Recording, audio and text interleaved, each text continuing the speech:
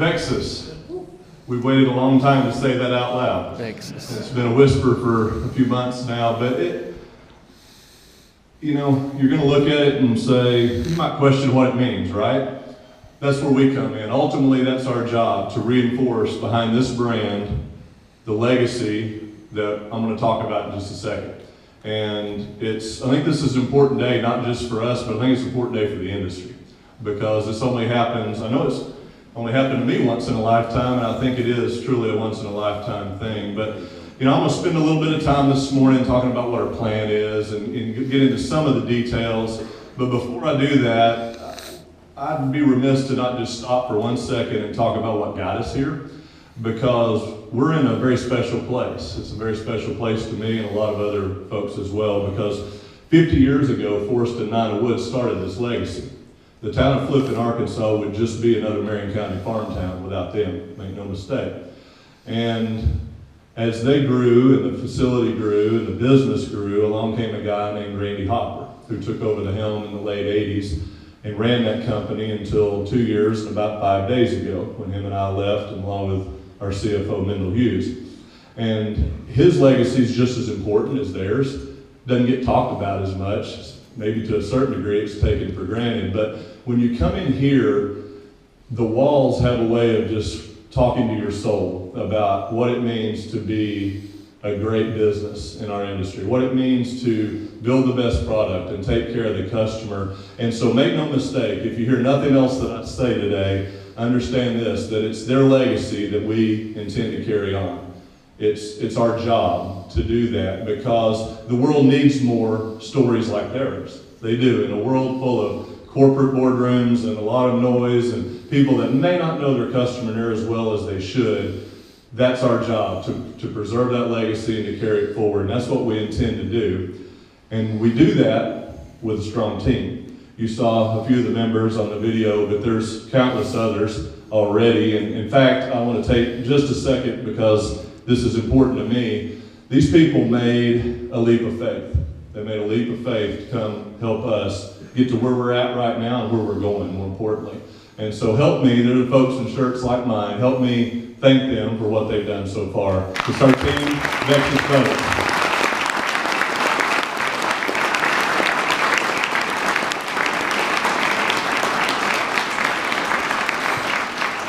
Lance mentioned it in the video, but there's hundreds of years experience. And I honestly, I really don't like saying that, because it makes us sound old, and we're not. We're young at heart, and it's just such a strong team. I wasn't even going to say this, but I started a little Facebook post thing back in July that, I don't know, it was just weighing on my heart. And we've carried it forward. And this afternoon I get to do my very last one, and that's a rejoice for me, because it was a lot of work. But it's also real fulfilling, because it helped me remember how important the team was that stood alongside Forest and Nina beginning in 1968 and carrying forward to where we're at today.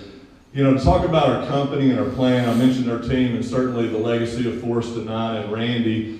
But at Vexus Boats, we have really three main priorities, and it's the customer. And I mean that with all sincerity. A lot of people talk about it, but to really do it, that takes more effort than most people are willing to put forth. It's about our employees, because without them you can't take care of the customer. And thirdly, it's about the product, because our team's known as the innovators. Somebody's got to come up with the next good idea, because without it, the business slowly starts to grow mature and old. It takes that throughout our little fishing industry. It takes tournament directors with a new idea and a new vision. It takes anglers with a new application. And in our world of producing and manufacturing fishing boats, that's what we've got to do. We have to bring those new ideas and innovations, and trust me, we've got a good many of them already that we'll be working toward. As we construct our plant, you'll see this at the ribbon cutting. We've got a plant that's going up. There's some red iron in the air, and we're really making progress, but we intend to be in that thing by the end of March, which is a very accelerated curve, but that's important to us because we need to be at the market. The Bassmasters Classic is our Super Bowl. It's our big event. It happens in the middle of March in Greenville, South Carolina, and that's where we'll unveil our first series of product, and we're excited about that. But we felt like today we needed to just stop and explain to our industry and our folks what we've got going and what we're going to call ourselves, because it's going to help us to do that very thing. But You might want to ask, well, what are you going to build, right? That's a question I expect. And we build fiberglass and aluminum outboard powered trailerable fishing boats. Now that's a mouthful, but look at it this way. If you hang an outboard motor on it and you fish out of it, that's probably where we're going to be at some point in time. Now, one might expect you can't do that overnight. You can't do it instantly. It takes time, but we've got to ramp up a production schedule for new product that. And I've seen us do some amazing things before, but this one's stellar, and I believe we can do that. With the team that we've got, the technology that exists today, I think we can bring product. And let me explain that we want top shelf product, exceptional. That doesn't mean expensive, right? There's a lot of things. I've got a boss for many years that said, you know what, it usually doesn't cost any more to make it pretty. And I think that's good advice, that you can do things that don't necessarily cost the customer more, but provide a lot more value. And so we intend to do that. We're going to do it with a strong team. You might be going to ask me how big we want to be, and that's pretty simple. It's what the market will bear. We're always cognizant of what our wholesale partners and our dealers across the country are able to sell through, because without that discipline, you run the risk of putting those dealers in a compromising position. And so we'll focus on that. We feel like we've got a strong workforce that we can pull from that's really going to help us to build product of exceptional quality that's built right the first time. That's a very important goal of ours in this new facility. And you know, as I talk about it, I mentioned dealers, and I'll get to them in a minute because we've got some dealers in the room, and my heart's just happy that they're willing to take time out of their schedule and come here and experience this unveiling with us, because dealers are critical to what we do, because they're our voice and they're our communication to the customer in the marketplace. Without them, it doesn't work. It's been tried, but it doesn't work. And so we'll certainly utilize a strong independent dealer base throughout this country that's got enough room around them to penetrate the market and to make what's necessary for them to take care of the customer like they really need to. And that's, again, it's another discipline that has to be instilled and that we've had practice at before. And anglers, you know, pro anglers, they're important as well. And we'll, you know, as time progresses, we'll learn more about that. But we want the pick of the litter. We want the guys that, you know, understand it's not all about catching fish. Sometimes it's just about being good for the sport and helping to pull this thing along and to help where it needs. You know, I talked to a guy 2 days ago, who's one I've got in mind, that was headed to an event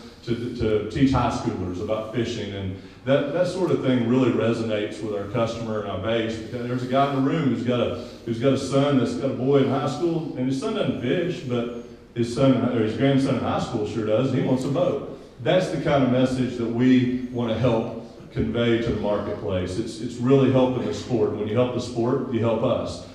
And, you know, lastly, we sit here, obviously we're in Flippin, Arkansas, and one might say, why Flippin? Well, that one, while it might be obvious, I'll say it's easy to look across the river at other places, but this is home to us. It's where I was born and raised. A lot of us have been. I was a Bobcat and always will be. And so when I look at where we're going to do it, just right down the street on Industrial Park Road, I mean, fate was just really working in our favor in this scenario, so we could just be, you know, wear the same colors we've always worn, right? And I think that's important. And as I talk about Flippin, I think about a guy I'm going to introduce to come up and say a few words, because to show you how deep our roots go back, it's probably not just anybody that's going to be at a press conference that can introduce the mayor, who was also his Little League coach.